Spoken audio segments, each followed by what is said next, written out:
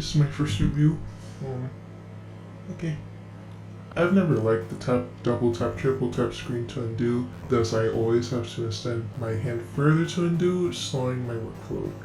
This is the first and only pen I've ever seen that is both an undo button and a switch pen eraser button, not just one button. I think the official Apple Pencil has that. You can only have one function that you set it to. It didn't come with extra nibs, but it does use the Apple Pen design for the nib. Unlike my old iPad pen, I could not do that as it was proprietary.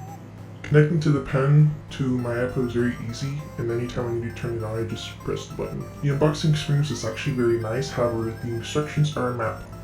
I don't like maps. When I received that pen, it had a glossy finish exactly like this pen.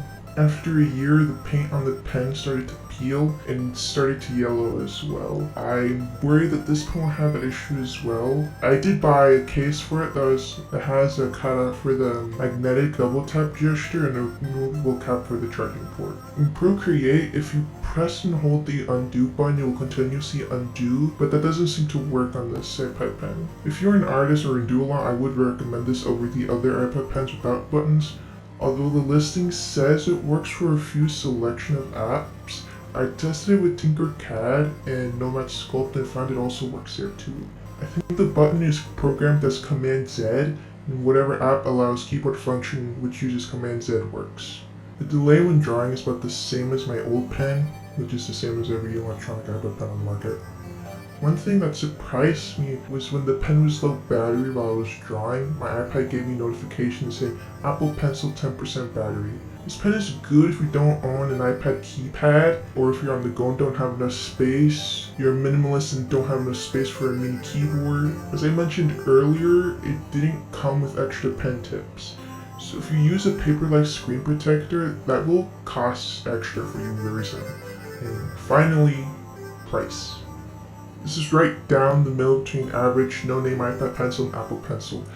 It's still cheaper than the Logitech Crayon, but more expensive than normal iPad pens.